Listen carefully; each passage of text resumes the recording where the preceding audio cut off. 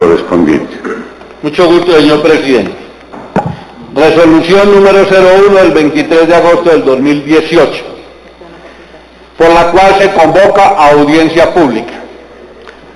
Los que están allá en las barras, si gustan, pueden venir acá y ocupar una curula, aprovechar la oportunidad y sentarse acá. La mesa directiva de la Comisión Primera del H. Senado de la República, considerando a que en el primer periodo de la legislatura 2018-2019 se radicaron las siguientes iniciativas. 1. Proyecto de ley número 10 del 2018 Senado, por la cual se promueve el pluralismo político y la adquisición progresiva de derechos de los partidos políticos y movimientos políticos mediante la conformación de coaliciones a corporaciones públicas. 2. Proyecto de ley 26 del 2018 Senado, por medio de la cual se dictan normas sobre control, vigilancia y sanción de la violencia política contra la mujer. 3. Proyecto de ley 72 del 2018 Senado, por medio de la cual se reforman procedimientos electorales y se dictan otras disposiciones. B. Que el artículo 51 de la ley 130 de 1994 dispone que los proyectos de ley en los que se traten temas como la participación en política en todas sus formas o de la organización electoral debe escucharse el concepto de las fuerzas de oposición. C. Que la ley 5 de 1992 en su artículo 230 establece el procedimiento para convocar las audiencias públicas sobre cualquier proyecto de acto legislativo de ley. D. De igual manera, el artículo 230 de la ley 5 del 92 faculta a la mesa directiva para reglamentar lo relacionado con las intervenciones y el procedimiento que asegure la debida atención y oportunidad. Resuelve. Artículo primero. Convocar audiencia pública para que los partidos políticos y las personas naturales y jurídicas presenten opiniones o observaciones sobre los siguientes proyectos.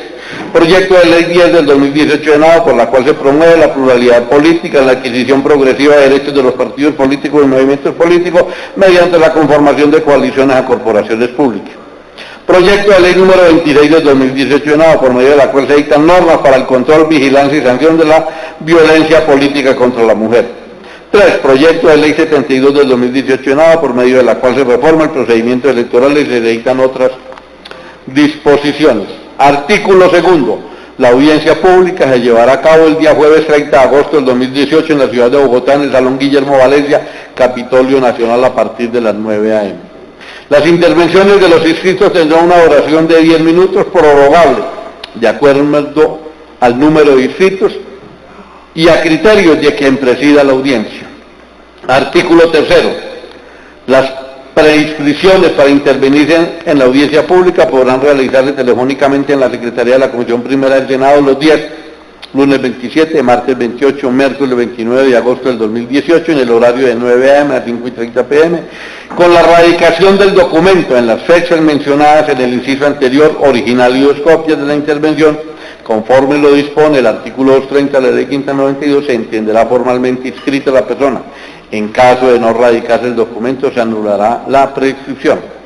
Artículo 4. La Secretaría de la Comisión Primera del Senado efectuará las diligencias necesarias ante el área administrativa del Senado de la República a efecto de que dicha audiencia sea de conocimiento general y en especial en la publicación de un aviso en un periódico de circulación nacional y o de la divulgación de esta audiencia en el canal del Congreso. Artículo 5. Esta resolución rige a partir de la fecha de repetición. Comuníquese y cúmplase. Dado en Bogotá a los 23 días del mes de agosto del 2018. Del presidente Eduardo Enríquez Maya, el vicepresidente Temístocles Ortega Narváez, el secretario general Guillermo León Giraldo Gil. Al respecto, me permite informarle, señor presidente, que de acuerdo a la resolución, salieron varios avisos en el canal institucional del Congreso. Se mandó los oficios a la Dirección Administrativa para la publicación en un diario de circulación nacional. Hasta el momento no tenemos información debido a problemas presupuestales que tiene la Dirección Administrativa. No podemos asegurar, pero de acuerdo a la resolución dice que en un diario y o en el canal, y en ese sí salió. También me permito informarle que, de acuerdo a la resolución, se inscribieron para intervenir las siguientes personas. Primero, Diana Marcela Osorio Dávila. Quisiera saber si está Diana Marcela y está presente. especialista de género, Instituto Holandés para la Democracia Multipartidaria. Se inscribió también Olga Lucía Camacho Gutiérrez, quien se encuentra presente. Ella es Fundación Carisma. También se inscribió Camilo Vargas. Camilo Vargas parece que no se ha hecho presente.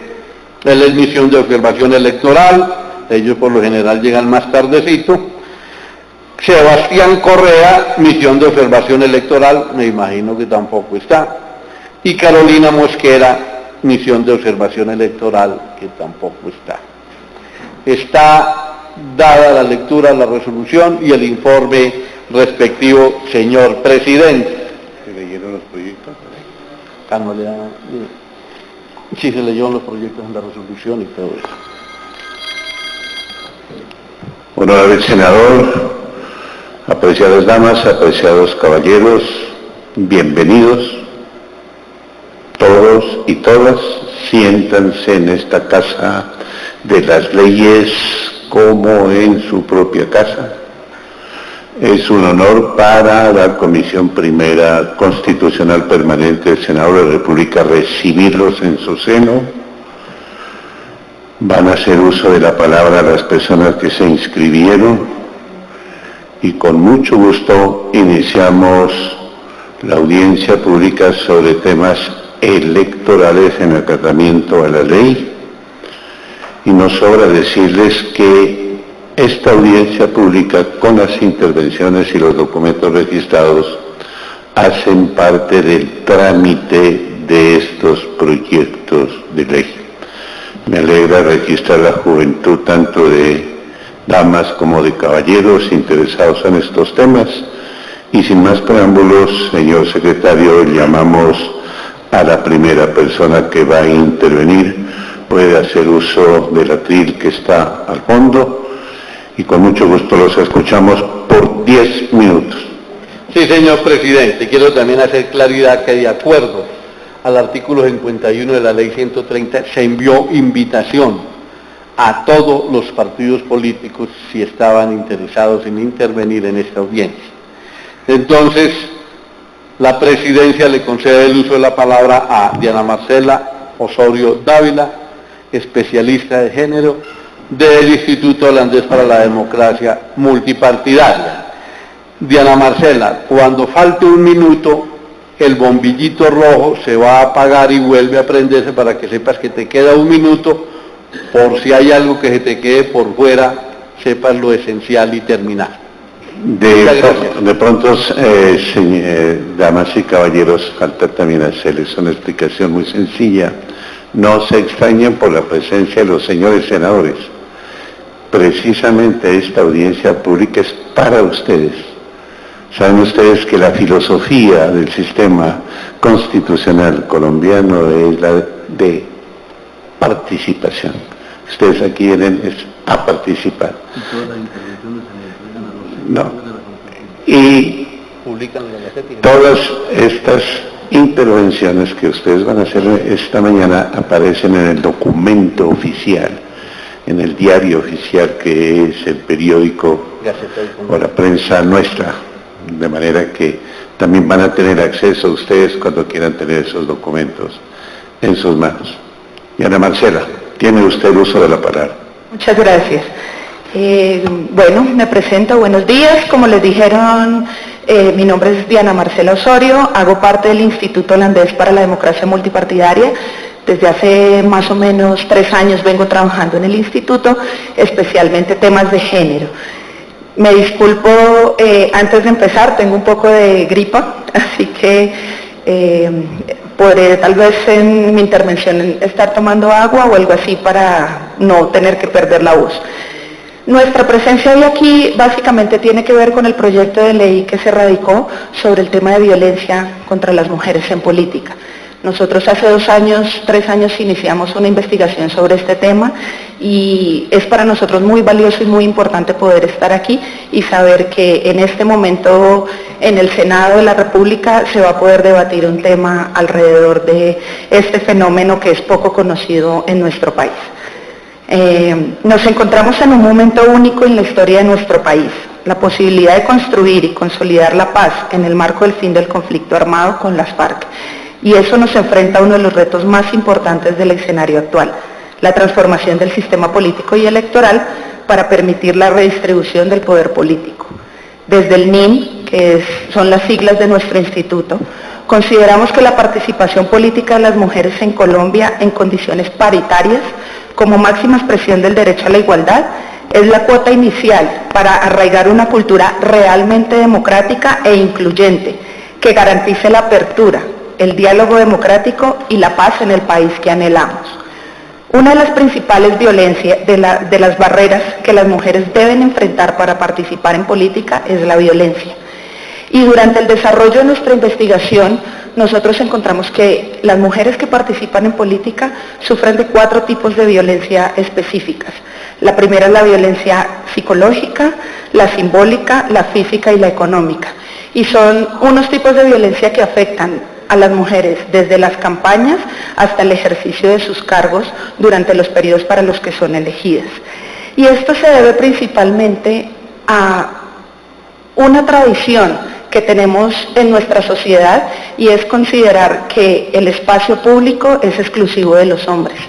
Siempre se ha creído que las relaciones públicas, las relaciones fuera de la casa son destinadas específicamente para los hombres y las mujeres son quienes deben quedarse en casa a hacer cuidado de los hijos y el cuidado del hogar.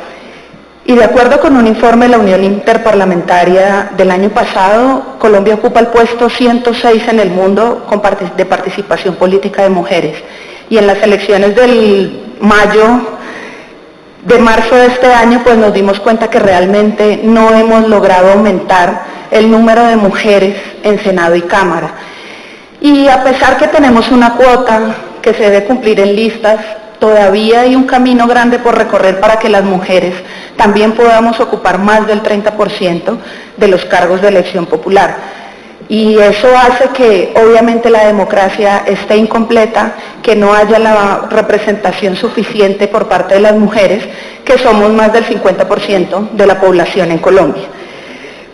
Para las mujeres también resulta más difícil participar en política.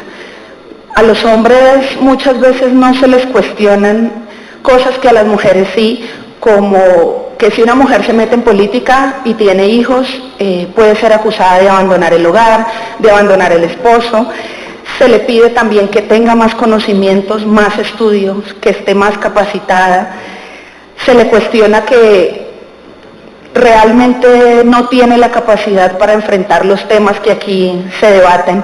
Entonces ver, por ejemplo, que una mujer participa en una comisión como esta o en una comisión que maneja los temas de Hacienda es una sorpresa.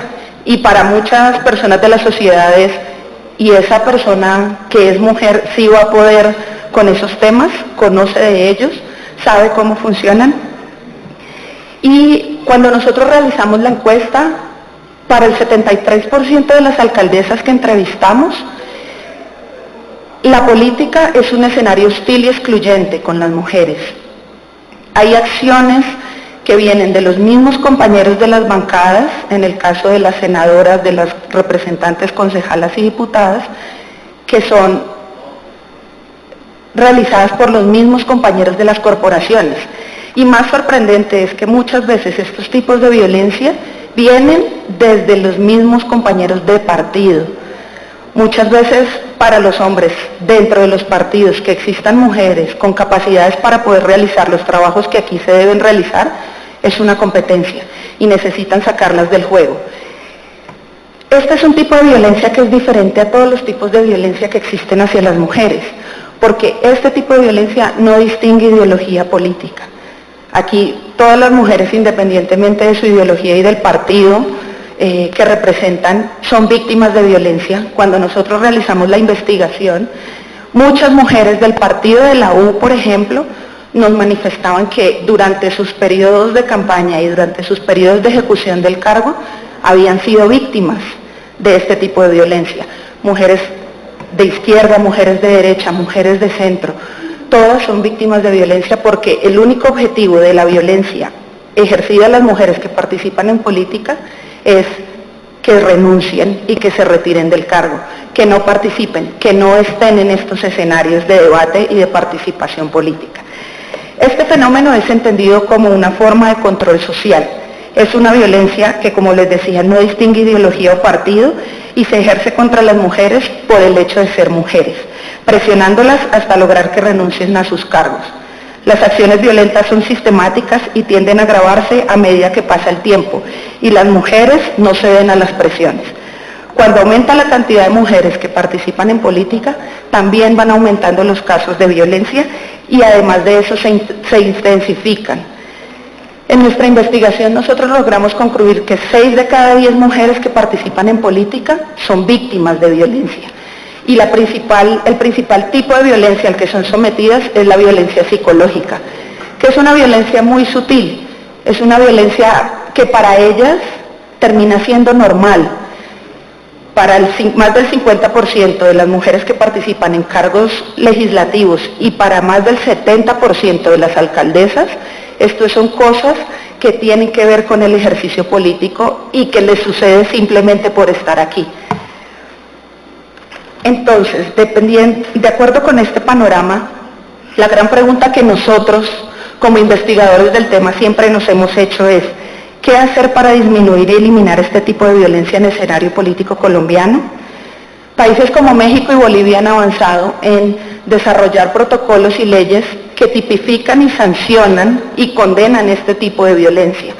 Sin embargo, en países como Bolivia no ha habido hasta el momento ninguna condena real sobre este tipo de actos, a pesar que una concejala fue asesinada por el trabajo que ella venía realizando en el recinto. Para nosotros, por eso hoy estar aquí es muy importante y celebramos realmente que el senador Juan Luis Castro haya propuesto un proyecto de ley donde se busca tipificar, sancionar y hacerle vigilancia a este tipo de violencia. Creemos que todas las mujeres que ocupan una silla en este recinto y todas las organizaciones de cooperación internacional que tenemos interés en trabajar por temas de género, estamos obligados a apoyar este tipo de proyectos, porque es un gran avance para Colombia, es un gran avance que nosotros, a pesar de tener una baja representación de mujeres, podamos empezar a hablar sobre este tipo de violencia y podamos empezar a combatirla. Para el Instituto Holandés para la Democracia, que vengo hoy representando, este proyecto de ley es fundamental para avanzar en la garantía de los derechos políticos de las mujeres. Participar en este espacio no es un favor que nos hacen a las mujeres, es un derecho que nosotras tenemos y que se nos debe garantizar. Y también es importante que las mujeres entiendan que este tipo de violencia no es normal. No es normal que a nosotras nos agredan, nos amenacen, nos ultrajen, simplemente por el hecho de venir a participar en estos recintos. Tenemos unos derechos, tenemos unas garantías que también ustedes como senadores tienen que ayudarnos a garantizar para que las mujeres puedan participar y puedan participar en las mismas condiciones de respeto que participan los hombres. Muchas gracias y esperamos que también de parte de ustedes conozcan el proyecto, puedan apoyarlo y podamos seguir adelante para que las mujeres puedan participar más y podamos aumentar las cuotas de mujeres en todos los cargos de elección popular. Muchas gracias a usted, doctora Diana Marcela Osorio, y felicitaciones por el uso correcto del tiempo. Nos acompaña aquí en la mesa el doctor Temístocles Ortega, honorable senador de la República, vicepresidente de esta corporación. Concedemos el uso de la palabra a la doctora Olga Lucía Camacho Gutiérrez. Bienvenida, representa a la Fundación Carisma. Tiene usted uso de la palabra. Muchas gracias. Mi nombre es Olga Lucía Camacho, soy abogada e investigadora y en nombre de la Fundación Carisma me permito presentar comentarios en esta audiencia. La Fundación Carisma es una organización de la sociedad civil que busca responder a las amenazas y oportunidades que plantea la tecnología para el desarrollo, al ejercicio de los derechos humanos desde perspectivas que promueven la libertad de expresión y las equidades de género y social. Trabajamos desde el activismo incorporando múltiples miradas legales y tecnológicas. Lo que sigue a continuación son comentarios breves de una investigación más profunda y extensa que ya fue publicada este año, titulada Propuesta de Protocolo de Auditoría para el Software de Escrutinio de Elecciones en Colombia 2018 y que fue desarrollada en colaboración con la MOE. Ahora, cualquier reforma electoral hoy debe considerar que las características esenciales del sistema electoral son voto, integridad del voto, que los resultados correspondan a lo que elegimos, y la transparencia del proceso, es decir, que cualquier persona pueda observar el proceso. Cuando se incorpora tecnología se debe buscar que estas tres características sean reforzadas. En concreto son 4 puntos los que nos parece importante comentar hoy y que tiene que ver especialmente con el texto del articulado del proyecto de ley 072 del 2018 y que son auditoría del software, mecanismos de control, propiedad del software y voto electrónico. Sobre auditoría del software, la confianza en las elecciones reside en que las personas crean en que su voto cuenta y esa es la importancia que tiene la realización de una auditoría independiente del software. Hoy el fraude se conoce y siente el elector, le compran el voto, hacen trasteos de votos, etcétera, pero también empieza a percibirse masivamente la manipulación de los documentos físicos, y esto es muy claro con los formularios E14. En una auditoría de software se puede revisar que la arquitectura y los controles de seguridad del software eviten ingresos indebidos al sistema. Por ejemplo, en la sentencia del Consejo de Estado que devolvió 3 curules al MIRA, se determinó que esto no sucedió. Los peritos de la Fiscalía informaron que los archivos log de aplicación no contaron con un valor hash o huella digital que garantizara su integridad y modificabilidad. Eso, en otras palabras, quiere decir que entraron personas al software sin la debida identificación y en horas extrañas, e hicieron cambios sin que el sistema generara alerta alguna.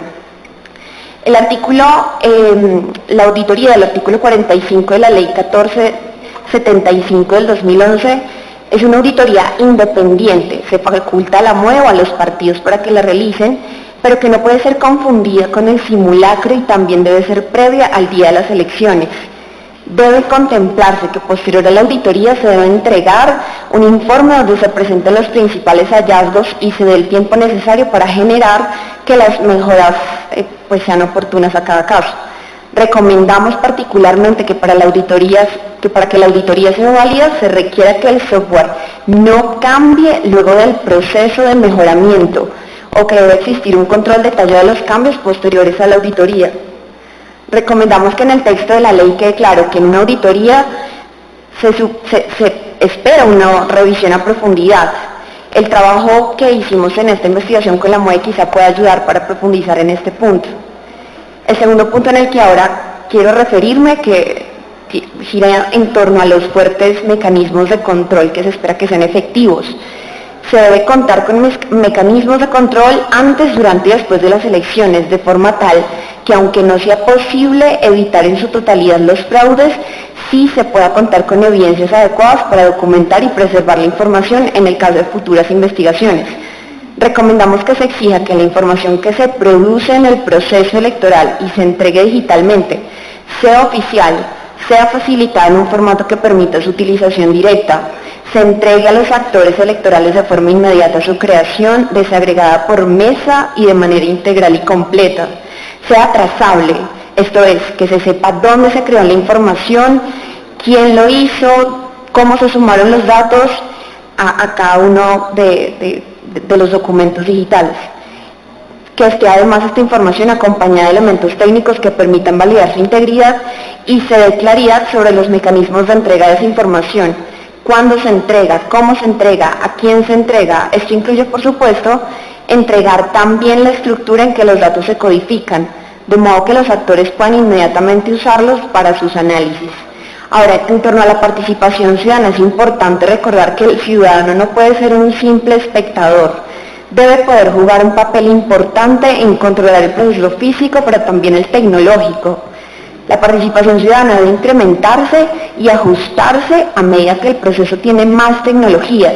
Cuanto más cerca se está, por supuesto, el voto electrónico, porque los controles previstos en los procesos manuales se van perdiendo y requieren de capacidades diversas.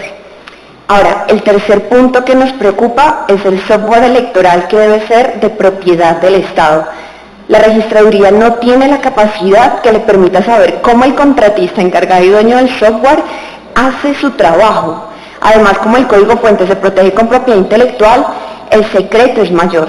De hecho, aun si el software es del Estado, usted cuenta que organizaciones internacionales especializadas recomiendan usar software libre para este tipo de actividades. El software libre es el que no usa la propiedad intelectual para prevenir el acceso al código fuente, porque además de ser económico, permite garantizar controles y transparencia requeridos en democracia.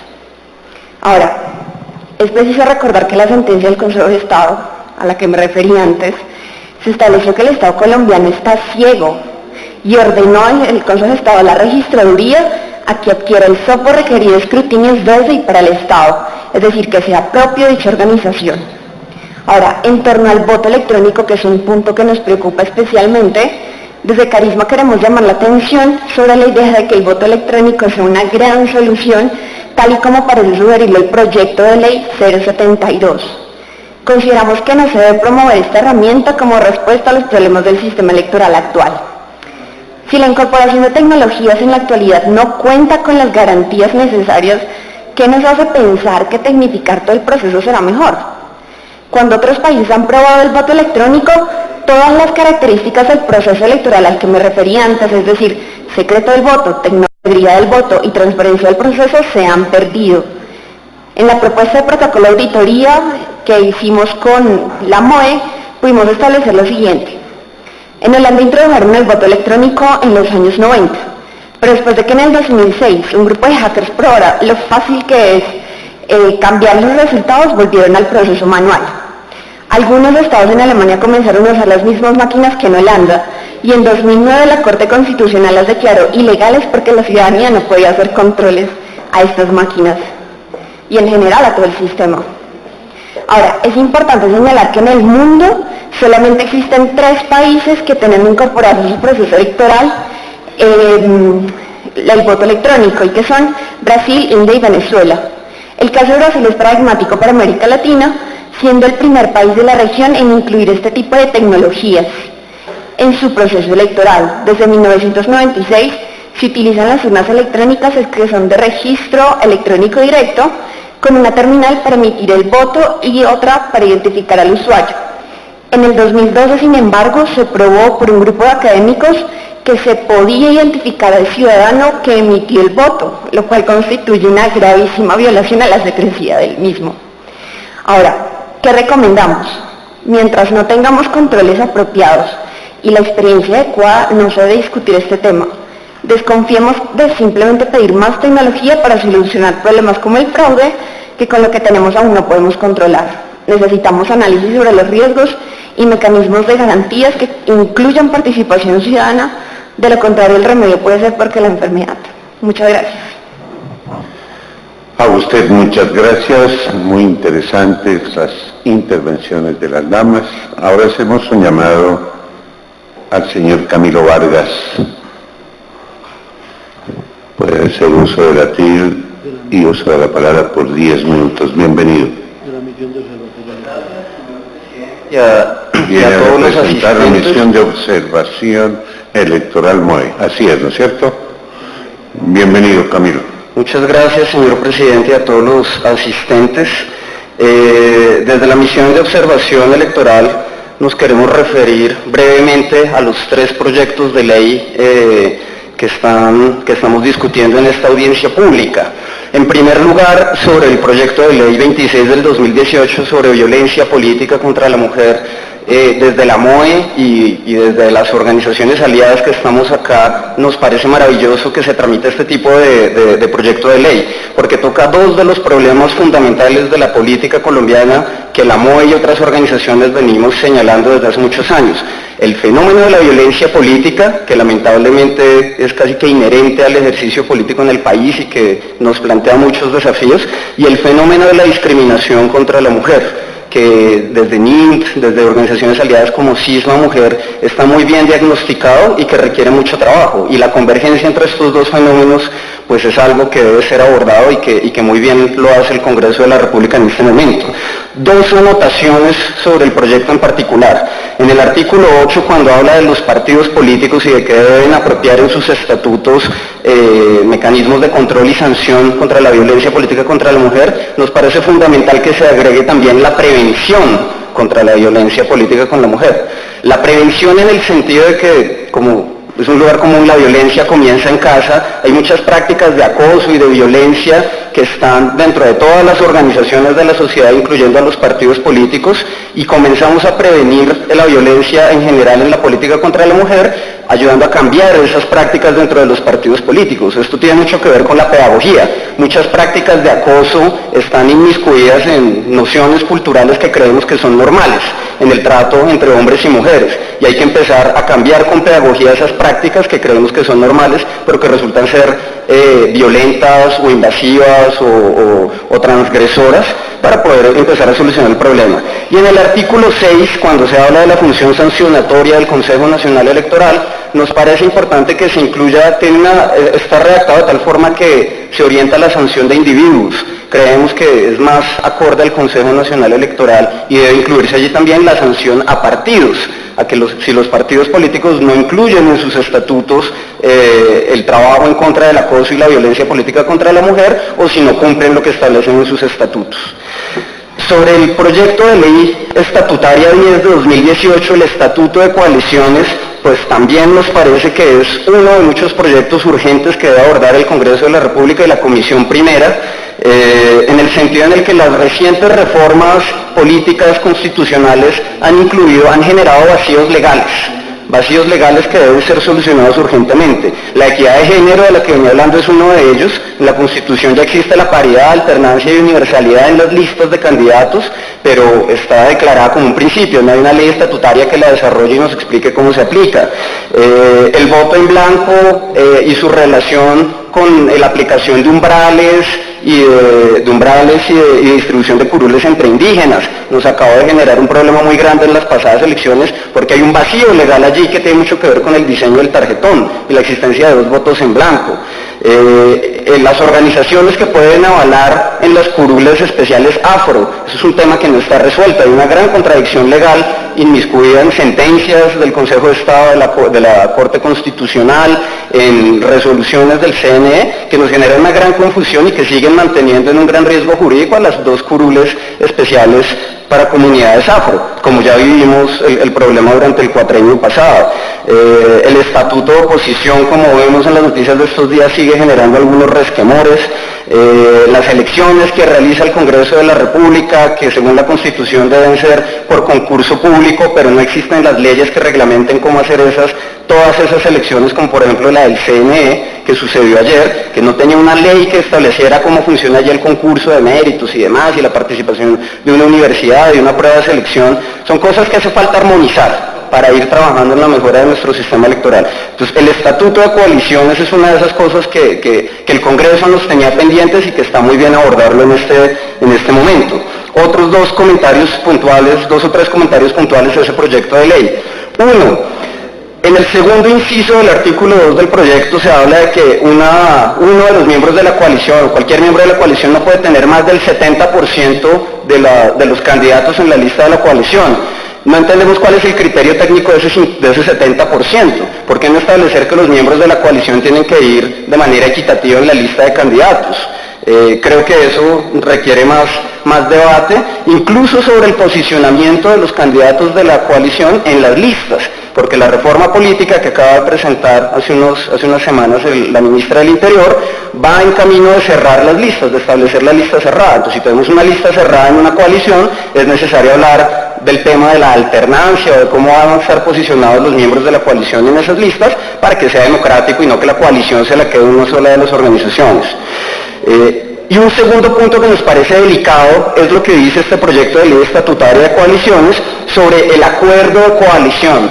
Creemos que se está dejando en manos del acuerdo de coalición la decisión de un montón de cosas que debería ser objeto de regulación del Congreso de la República, que deberían estar en la ley. Por ejemplo, la responsabilidad política que asumen los miembros de la coalición por los actos disciplinarios o delictivos que cometen sus avalados no debería estar sujeta a lo que establezcan ellas en el acuerdo de coalición, porque eso se presta para lavarse las manos muy fácilmente. Creemos que eso debe ser regulado también por el Congreso de la República a nivel legal o constitucional, pero el régimen de responsabilidad política de los partidos debe ser abordado por el Congreso y no por acuerdos de coalición. Asimismo, la responsabilidad de los miembros de la coalición en la financiación, en reportar la financiación, en responder por las fallas que haya en la financiación de la campaña. Esa responsabilidad no puede estar sujeta al acuerdo de la coalición, porque otra vez pueden acordar no hacerse responsables. Eso debe ser responsabilidad de todos los miembros de la coalición y eso lo debe regular el Congreso de la República. La actuación como bancada, no nos parece bien que se deje al acuerdo de coalición decidir cuándo van a actuar como bancada y cuándo no, o por lo menos dejarlo tan libremente. Creemos que se necesitan unos mínimos para que si se hace una coalición para llegar al Congreso de la República o una asamblea o un consejo, se actúe como bancada en una gran cantidad de casos, porque si el acuerdo de coalición establece un mínimo tema para hacer coalición, entonces estaremos abriendo la puerta a coaliciones electoreras, es decir, que se arman para poder juntar votos y llegar a la corporación, pero que después se disuelven, y es un caso que incluso estamos viendo ya. La coalición que llegó al Senado de la República se declara en oposición, pero algunos de sus miembros deciden no declararse en oposición, pero acaban de llegar como una lista juntos al Congreso de la República. Eso no nos parece serio y nos parece que el Congreso de la República pues debe regular esa materia, no dejarlo al acuerdo de coalición. Y por último, creemos, tal vez no sea el objeto de esta ley estatutaria, sino de una reforma constitucional, pero creemos que hay que dar el debate sobre la personería jurídica de las coaliciones en el Congreso de la República. Hay un apartado muy sencillo que establece en la Constitución la existencia de coaliciones, que se puede hacer coaliciones para llegar al Congreso, pero hay un vacío legal, un vacío constitucional incluso en términos de cómo se aplica la personería jurídica a las coaliciones. El gobierno actual acaba de presentar el proyecto de que se deben fusionar las coaliciones para obtener una sola personería jurídica. Hoy el Consejo Nacional Electoral ya tuvo que haberle otorgado la personería jurídica a cada una de las organizaciones que están allí en la coalición, en este caso de la decencia, y nos parece que eso no está muy bien regulado, que hay inseguridad jurídica. No es del todo como debería funcionar, es decir, no puede ser que pequeños partidos pongan pocos votos en una coalición, pero que obtengan la personería jurídica porque llegan jalonados por otro. Claro está que debe haber un régimen de adquisición progresiva de derechos, pero eso no puede abrir un boquete para que organizaciones políticas, que no deberían ser partidos políticos con personería jurídica, pues se saquen ahí de tajada la personería jurídica con muy pocos votos. Creo que eso va en contra del espíritu de las reformas políticas del 2013 y del 2009, que precisamente vieron la necesidad de cerrar el espectro para tener partidos fuertes. Y concluyo muy rápidamente hablando de la reforma electoral que planteo, que propone el partido Mira. Simplemente recordando que es otro de esos proyectos que el Congreso de la República, con los que el Congreso de la República tiene una deuda histórica. Es necesario modernizar el sistema electoral y no modernizarlo en términos de sistemas. Junto con la Fundación Carisma hemos trabajado mucho en observar, en entender cómo funciona nuestro sistema electoral y lo que vemos es que está bastante tecnificado. Hay bastante software funcionando, no hay un software de escrutinios, hay dos software de escrutinios de preconteo, de digitalización, de inscripción de cédulas, de sorteo de jurados, de acreditación de testigos. Tenemos un sistema bastante... 2 minutos más para que redonde el tema muy bien expuesto. Perdón, señor presidente, por extenderme, concluyo rápidamente. No tenemos un problema tanto de tecnificación del sistema como de modernización de las normas. Tenemos un sistema que ya se tecnificó con procedimientos establecidos en un código electoral, que es el Decreto Ley 2241 de 1986. Entonces, si vamos a hacer elecciones bajo los estándares procedimentales del país de 1986, un país que tiene que acabar de votar a las 4 de la tarde para alcanzar a contar los votos con luz del día porque no tenía electricidad, que tiene que dejar registro en papel de todo porque no hay seguridad electrónica ni registro electrónico de nada, pues eso es contradictorio con el país que ya tenemos. Así que la propuesta del Mira nos parece que va en el sentido correcto. Hay que modernizar las normas que rigen el procedimiento electoral, eso es urgente. A los documentos electorales de los que habla el proyecto hay que incluirle los documentos generados por los contratistas del software. que hay toda otra documentación paralela que generan los contratistas de los software y que no son documentos legales, pero que también deben ser escrutables. La tecnificación y apropiación de esos software de parte de la registraduría merece un debate profundo acá en la corporación, y el procedimiento de escrutinios es innecesariamente complicado, genera mucho ruido, es muy difícil de trazar. Muchos miembros del Congreso hoy en día siguen emproblemados con procesos ante el Consejo de Estado porque no han acabado de sumar bien los votos, y eso no es serio con el país, que tengamos un escrutinio que dura hasta el día antes de la posesión. Así que bienvenido el proyecto del MIRA. Estamos desde la Misión de Observación Electoral, pues ponemos a disposición de las organizaciones y del Congreso toda nuestra experiencia y nuestras recomendaciones, y en buena hora por esta audiencia pública. Muchas gracias. Muchas gracias a Camilo Vargas, un saludo afectuoso a todas y a todos, y le concedemos la palabra a Sebastián Correa, representando a la Misión de Observación Electoral MOE. Señor presidente, no se ha hecho presente. Continúa entonces con el uso de la palabra Carolina Mosquera, igualmente de la MOE. Tampoco se ha hecho presente, señor presidente.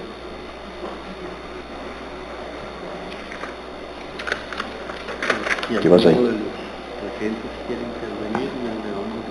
No. ¿Hay alguien que tenga interés en exponer sus puntos de vista sobre estos temas? Con el mayor gusto. No todos en coro, por favor.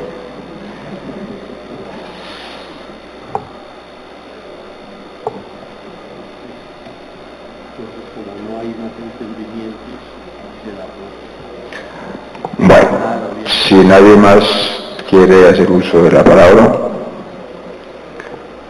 damos por terminada la audiencia pública, agradeciéndoles a todas y a todos su participación y expresándoles que la Comisión, con el debate de estos interesantes proyectos de ley, esperando que podamos, ojalá, sacarlos adelante. Señor secretario, por favor, infórmenos quiénes son los ponentes. Sí, señor presidente, los proyectos los cuales eran objeto de audiencia pública el día de hoy son el proyecto de ley número 10 del 2018, por la cual se promueve el pluralismo político y la adquisición progresiva de derechos de los partidos políticos mediante la conformación de coalición de las corporaciones públicas. Los autores son los honorables senadores Alexander López Maya, Jesús Alberto Castilla Salazar, Feliciano Valencia Medina, Fabián Gallo Cubillo, Griselda Lobo Silva, Iván Cepeda Castro, Gustavo Francisco Petrurrego, honorables representantes Ángela María Robledo Gómez, Omar de Jesús Restrepo Correa, María José Pizarro, John Jairo Cárdenas Morán, David Racero, Luis Alberto Albán. De este proyecto, la mesa directiva designó como ponente para primer debate a la honorable senadora Angélica Lozano Correa. El proyecto de ley 72 del 2018 Senado, por medio de la cual se reforman procedimientos electorales y se dictan otras disposiciones, los autores son los honorables senadores Ana Paola Budelo, Carlos Eduardo Guevara, Aidel Lizarazo Cubillo y el honorable representante Irma Luz Herrera. La mesa directiva designó como ponente para primer debate al honorable senador Carlos Eduardo Guevara Villabón. El proyecto de ley número 26 del 2018 Senado, por medio de la cual se dictan normas para el control, vigilancia y sanción de la violencia política contra las mujeres, fue presentado por el honorable senador Juan Luis Castro Córdoba. Este proyecto, como tiene que ver con política criminal y conforme a la tutela de la Corte, que le ordena al Congreso no iniciar el trámite de ningún proyecto hasta no tener el concepto de política criminal, la mesa directiva ya solicitó el concepto del Consejo de Política Criminal y una vez llegue ese concepto, inmediatamente, como lo ha hecho hasta ahora, designará el ponente. Está dado el informe respecto a los proyectos, señor presidente.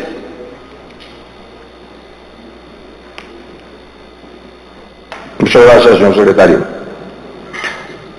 Nos han pedido allá una intervención, por favor.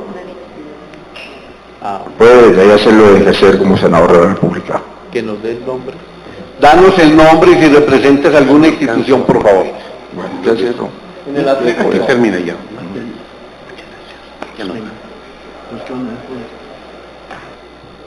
Buenos días a todos y todas, soy Carolina Mosquera Vera, pero de Cisma Mujer. Desde Cisma Mujer vemos con optimismo la propuesta de proyecto que se pasa en términos de reglamentar la violencia política contra las mujeres. Tenemos una observación, tiene que ver con que vemos con muy buenos ojos la propuesta, pero creemos que ya hay un marco normativo robusto que permite sancionar de manera clara este tipo de violencias ejercidas contra las mujeres en una esfera muy particular como la esfera política, fundamentalmente la base 57 de 2008 y también la 1475 de 2011. En ese sentido no queremos decir que no apoyamos y vemos con muy buenos ojos este proyecto, sino que de pronto como está perfilado y en la lectura e interpretación que hicimos del mismo, vemos mucho más interesante que se busquen, tal como está planteado ahí, un desarrollo más bien desde el plano de la política pública y no tanto como de pronto se puede interpretar a la hora de leerlo en términos de cómo están algunas sanciones, como una nueva tipificación de un delito. Entonces creemos que esa observación vale la pena hacerla, que ya hay un marco normativo robusto que vale la pena aplicar y cumplir a cabalidad y que una nueva tipificación no sería lo más idóneo, pero por supuesto valoramos de manera positiva que se esté posicionando en la agenda pública este tipo de debates y se reconozca e identifiquen las violencias para abordarlas y erradicarlas de manera definitiva. Muchas gracias.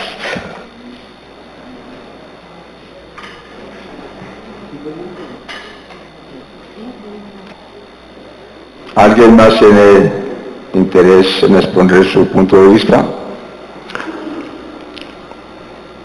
Damos entonces por concluida esta audiencia pública. Les agradecemos inmensamente a todas y a todos su participación y esperamos tenerlos aquí en próximas ocasiones. La Comisión Primera está como siempre al servicio de la democracia colombiana y de todos ustedes. Muchas gracias. Muy buen día. Así será, señor presidente.